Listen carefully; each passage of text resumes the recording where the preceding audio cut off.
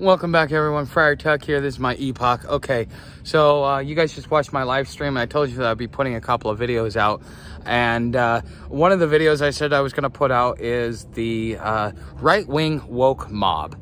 And I've been trying to figure out the best way to be able to put this out and to be able to say what needs to be said. And a lot of this is inspired by comments that have been made calling me loser, or get a job bum, or I'm tired of paying for your benefits, and not having a choice in it, and all these different things. And there, in a lot of ways, this is because of politics. Okay. And someone once told me that the root word for a politician is a con artist. Okay. And so what the right wing has been doing for almost 100 years now, the left wing has finally taken their cue, and that's why we see the left wing woke mob. And we don't like them, but it's okay that we're the right wing, being part of the right wing woke mob. So those of you that know this channel and have been watching it for a while know that I'm a student of history, and I usually use history to be able to draw points and so on and so forth. Okay, so how far back do I go? Well, I mean, we could go back to the 14th Amendment and 14th Amendment citizen. If you guys have heard me talk about it, then you know what I'm talking about. If you don't know what I'm talking about, you're not going to find very much information on it because it's been scrubbed off of the internet starting in about 2013.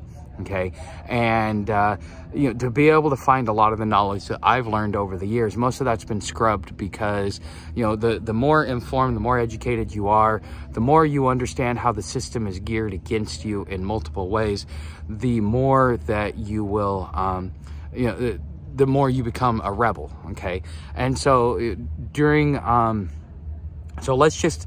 one of the things, okay, so let's get into the financial part of it, because I mean, honestly, this is kind of where it all boils down to, is it boils down to money.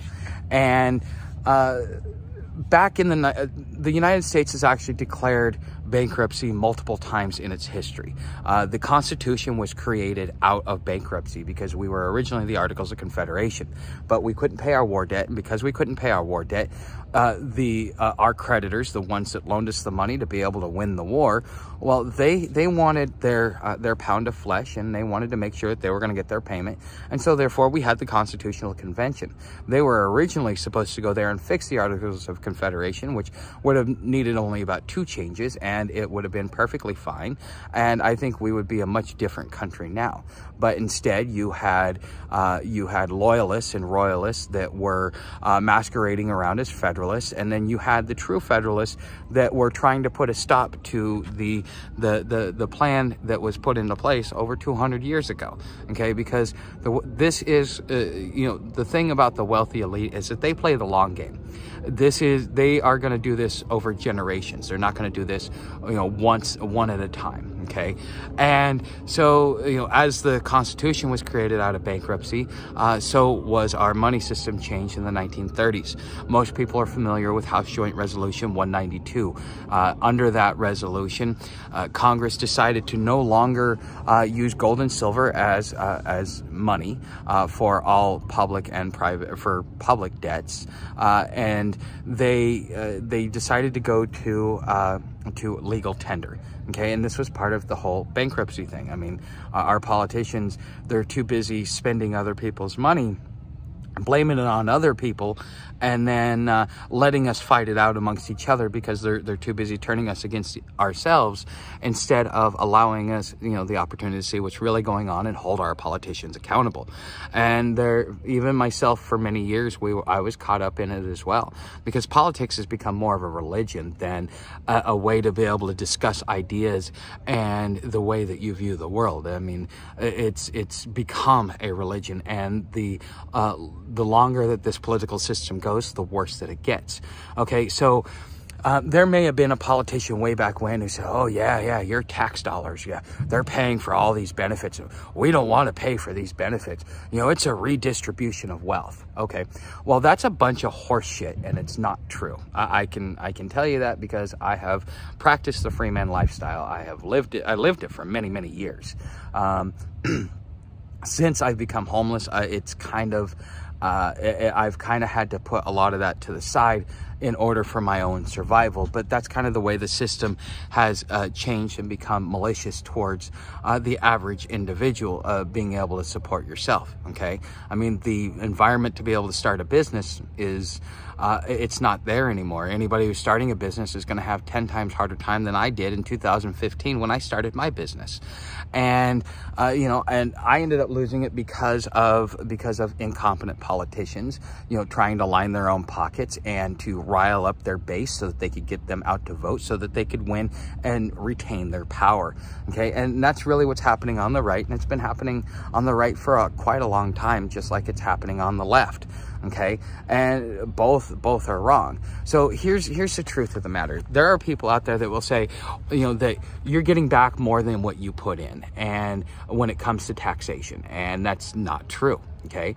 As somebody who owned a business, who hired and fired people, who had to run payroll, I will tell you that the individual worker pays 60% of their taxes. The employer is on the hook for the other 40%. So if anybody has the right to bitch, it's the employers, because why should I have to pay your taxes and my taxes on top of it?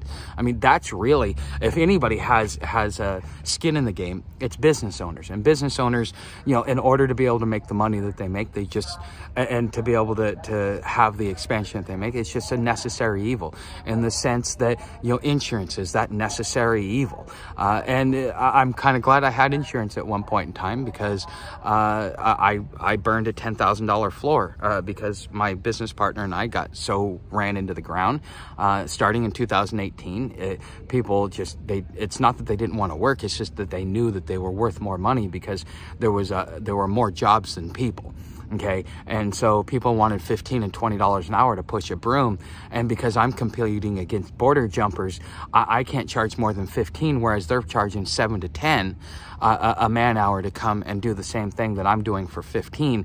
And you know, they want way more than what the dollar amount is that they're giving. Okay.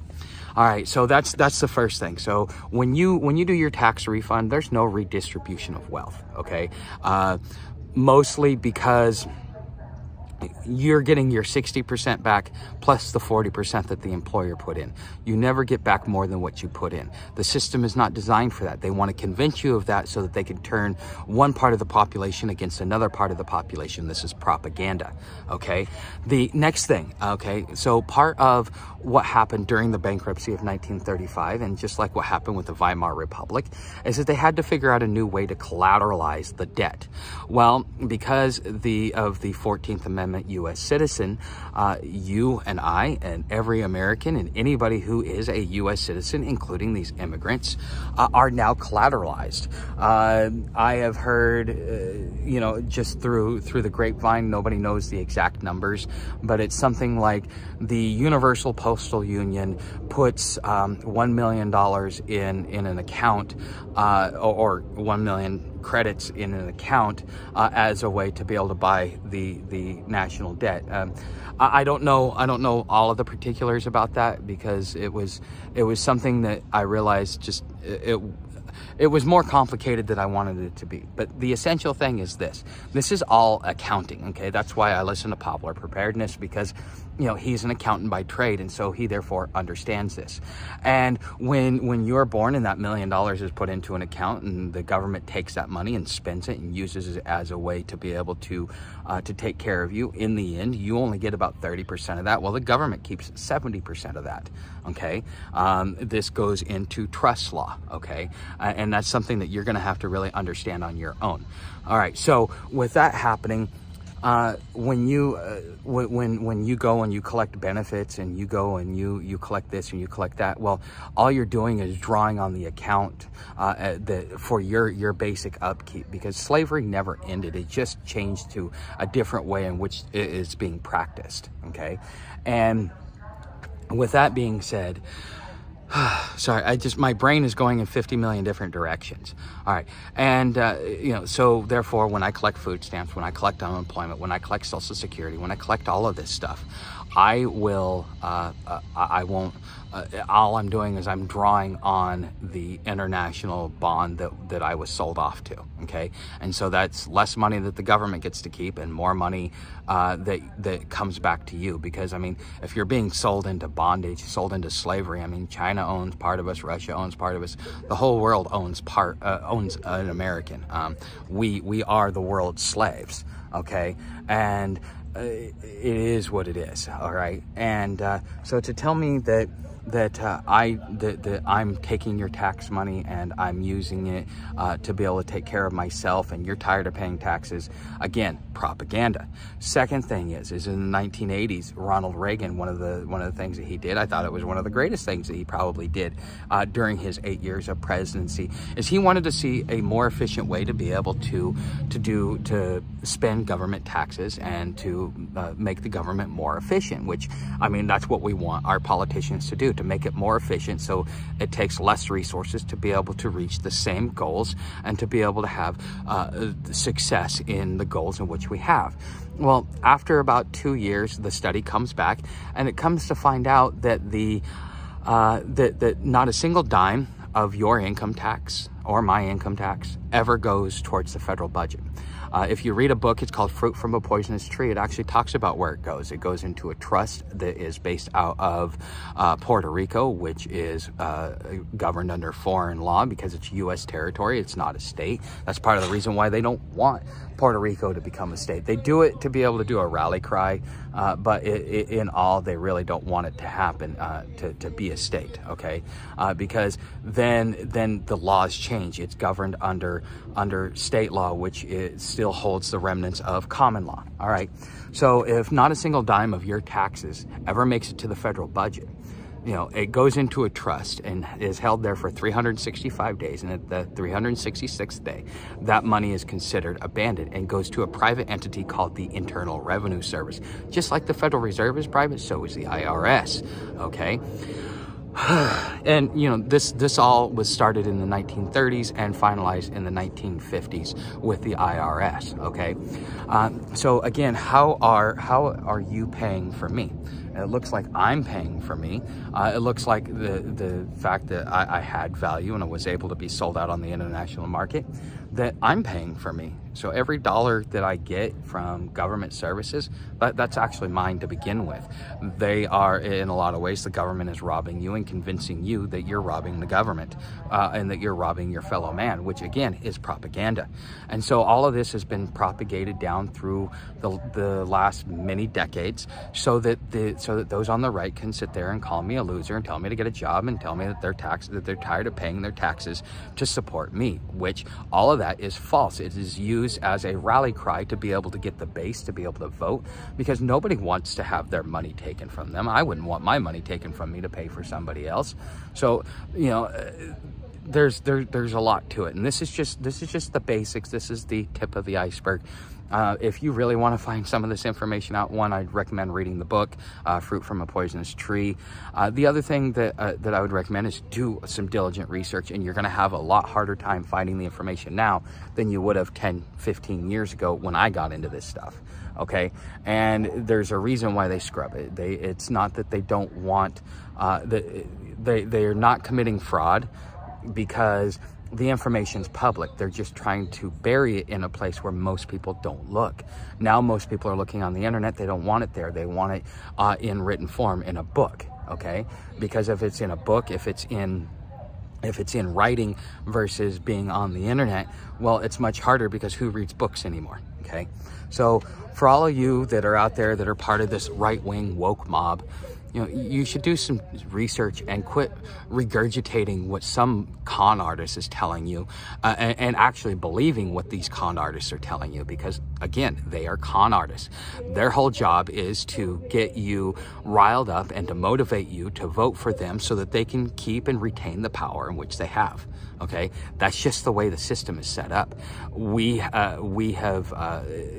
can make many different, you can say many different things on why this happens, but Okay, this is the crux of the situation. This is what started the right-wing woke mob.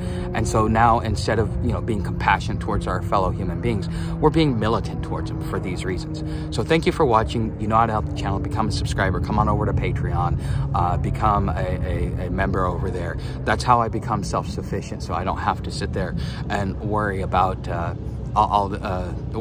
you know, asking for money in the tip jar or flying a sign. So thank you for watching again. I will see you in the next video.